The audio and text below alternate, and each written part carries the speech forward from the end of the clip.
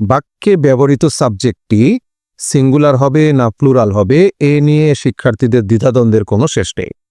সে দ্বিধাদ্বন্দ্ব দূর করার উদ্দেশ্যে আজ আমরা বেশ কিছু কনফিউজিং সাবজেক্ট নিয়ে আলোচনা করব।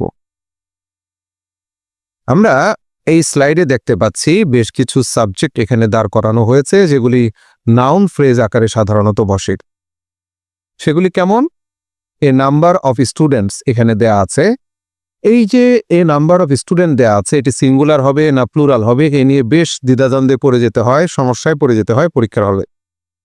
তো এখানে আমরা দেখছি যে এ নাম্বার অফ স্টুডেন্ট এটা প্লুরাল, কিন্তু শিক্ষার্থীরা কি মনে করে, এই যে এ দেখতে পাচ্ছে এই লেটারটা দেখে সবাই ভেবে নেয় এটি হচ্ছে সিঙ্গুলার এবং ভার্বের অবস্থাও তারা সিঙ্গুলার করে ফেলে।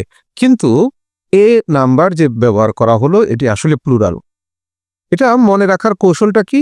এ নাম্বার অফ মানেই হচ্ছে অনেক, এটা আমাকে মনে রাখতে হবে। এ নাম্বার অফ মানে হচ্ছে অনেক। আমরা এই বিষয়গুলি বিশ্লেষণ করার পর এক্সাম্পলে যাব, তখন আরেকটু ক্লিয়ার হবে। এর আগে মনোযোগ দিয়ে বাকি অংশ শুনতে হবে আমাদের। দ্বিতীয়টা কি বলা হয়েছে? দ্য নাম্বার অফ স্টুডেন্টস, এটি হয়ে যাচ্ছে সিঙ্গুলার। তো স্টুডেন্টরা কিন্তু উল্টা কাজ করে ফেলে, যে এ নাম্বার অফ দেখে সেটাকে করে ফেলে singular, are the number of দেখে সেটাকে করে ফেলে প্লুরাল। কিন্তু ঘটনা কিন্তু উল্টা। কি কারণে উল্টা?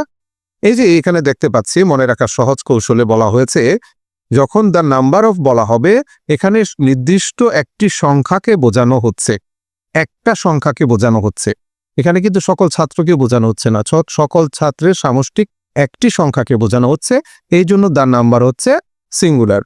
আর এ নাম্বার অফ এটি সবসময় অনেক সংখ্যা প্রকাশ করে, এই জন্য এটি হচ্ছে প্লুরাল।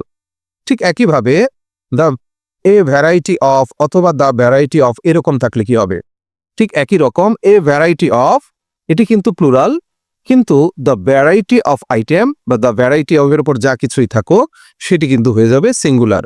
কারণ কি? এখানেও বলা আছে অনেকগুলো ভিন্ন ভিন্ন জিনিসকে বোঝাচ্ছে। এ ভ্যারাইটি অফ আইটেমস যখন বলবে তখন অনেকগুলো ভিন্ন ভিন্ন জিনিসকে বোঝায়, কিন্তু দ্য ভ্যারাইটি অফ আইটেমস যখন বলে তখন এখানে বলা আছে কিন্তু যে বৈচিত্র্য। ভ্যারাইটি মানে কি? বৈচিত্র্য।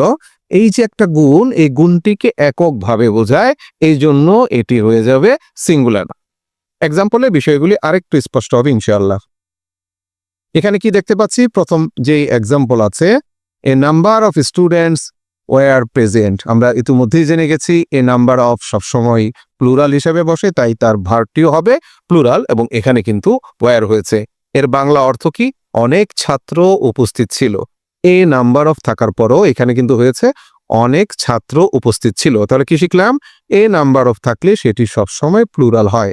ঠিক একইভাবে দ্বিতীয় অংশ দেখতে পাচ্ছি, the number of students is 50। এখানে ছাত্রছাত্রীর সংখ্যা 50। দ্য নাম্বার অফ দিয়ে কিন্তু একটা সংখ্যাকে বোঝাচ্ছে, সেটা হচ্ছে 50, এই জন্য হচ্ছে এটি সিঙ্গুলার।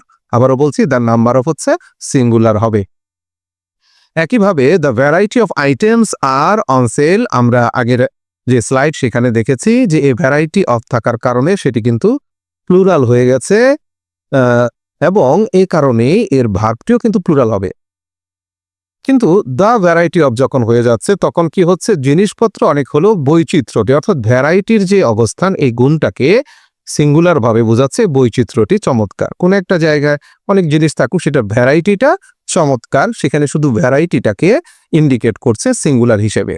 তাহলে আশা করি আমরা এই বিষয়টা বুঝতে পেরেছি, এবং এই যে বেশ কয়েকটা সাবজেক্ট এখানে ব্যবহার করা হলো নাউন ফ্রেজ আকারে, এই কনফিউশনগুলি আশা করি স্টুডেন্টদের আর থাকবে না।